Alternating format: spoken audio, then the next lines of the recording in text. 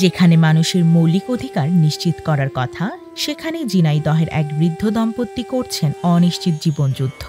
৩ বছর ধরে তারা অর্ধাহারে অনাহারে কাটাচ্ছেন।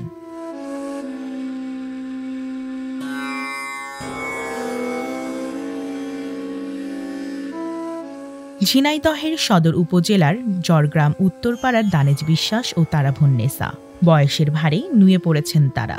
কাজ নেই, খাবার নেই, অথচ বাঁচার লড়াই করছেন প্রতিদিন।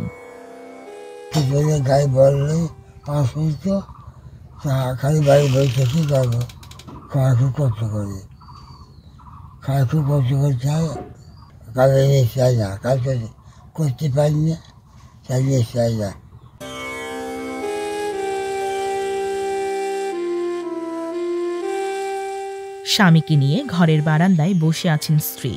পাশেই রান্নাঘরের চুলার পাশে পড়ে আছে একটি কড়াই। রান্নাঘরের হাঁড়িতে ৩টি বেগুন ও একটি আলু রয়েছে। এগুলো সকালে পেয়েছেন প্রতিবেশীদের থেকে, কিন্তু দুপুর আর রাতের খাবারের ঠিক নেই। হয়তো পানি পান করেই কাটাতে হবে।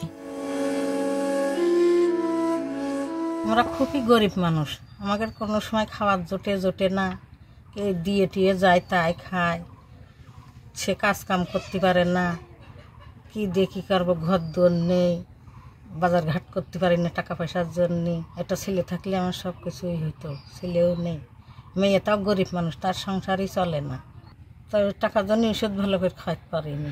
সে যদি খাবারের ব্যবস্থা করে দিত, তাহলে আমরা দুবেলা 2 মুঠো খাতে পারতাম।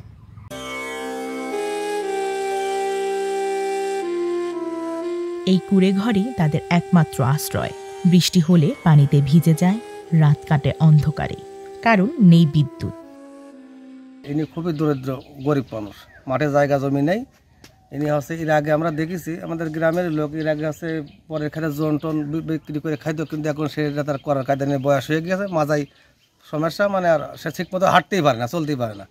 হয়তো গরিব মানুষ দরিদ্র মানুষ যদি সাহায্য, আপনারা একটু সাহায্যের হাত বাড়িয়ে দেন, তাহলে এর মোটামুটি চলতে পারবে। বা 3 অক্ত দাইন বিশ্বাস হলো আমাকে চাচা হয়, তার পাশেই থাকি, তার বাড়ির পাশেই ধরো আমি থাকি। তা সেই পর্যন্ত ধরো এই জায়গায় দেখতে পাচ্ছি যে সে হলো ওইরকম অসুস্থ থাকে, ওইরকম চলতে পারে না, কাজ করতে পারে না, এইভাবে পিড়িয়েই থাকে। ওই একটা ছাগল ছিল, সেই ছাগলটা নিয়ে যাইতাম, সেই ছাগলটা বেঁচে খেয়ে ফেলতে, এখন সেই ছাগলটাও নেই। এইভাবে মানে খুব কষ্টে তার দিন যাচ্ছে আর কি। 2টা ছাগল ছিল, সে চাচা রেখে বেড়াইতো, এখন তো সে ছাগলও নেই। অসুস্থর কারণে বিক্রি করে সে, মানে এখন চলার মতন আর কোনো পরিবেশ নেই। এখন যে আবার পরের ক্ষেত্রে জোন বেচবে সেটাও আর সম্ভব হচ্ছে না। সব মিলিয়ে তারা খুবই কষ্টে আছে।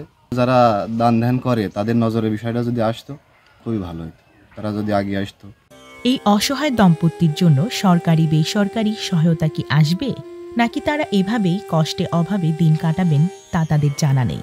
কিন্তু মানবিক সাহায্য পেলে হয়তো এই বৃদ্ধ দম্পতির শেষ জীবনটা একটু স্বস্তিতে কাটবে।